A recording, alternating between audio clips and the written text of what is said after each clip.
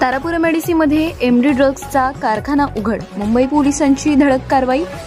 36 लाखांचा मुद्देमाल जप्त केला गेलाय. कारखान्याला परवानगी दुसरीच, माल उत्पादन तिसरेच. कारखानदारांची झटपट श्रीमंत होण्याची वाटचाल मुंबईच्या पोलिसांनी उद्ध्वस्त केली. बोईसर पोलिसांनीही सखोल चौकशी केली तर अजून कारखाने आढळून येणार यात शंका नाही.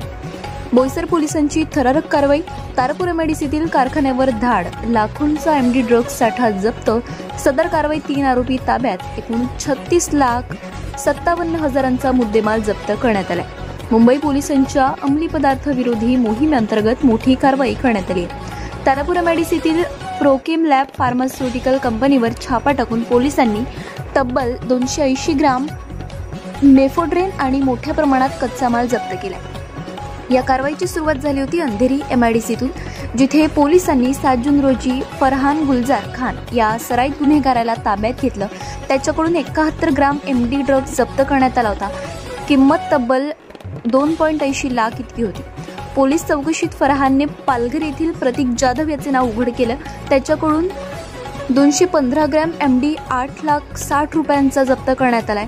त्याच्या माहितीवरून पोलिसांनी बोईसरच्या विजय खटके या मुख्य सूत्रधाराला अटक केली आहे. विजय खटके हा रसायनशास्त्र पदवीधर असून तारापूर एमआयडीसीमधील प्रोकेम लॅबमध्ये मेफोड्रेन तयार करत होता. त्याच्याकडून तब्बल 11 लाखांची एमडी आणि उपकरणं जप्त करण्यात आली. सर्व आरोपींना अंधेरी न्यायालयात हजर केल्यानंतर 7 दिवसांची पोलीस कोठडी सुनावण्यात आली. ही यशस्वी कारवाई अंधेरी विभागाचे सहाय्यक पोलीस आयुक्त शशिकांत भोसले यांच्या नेतृत्वाखाली पोलीस निरीक्षक महेश गुरवाडी यांच्या पथकाने पार पडली.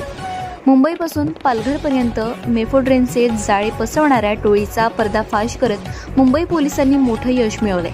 अंमली पदार्थांविरोधातील या लढ्याला अजून वेग येण्याची शक्यता आहे.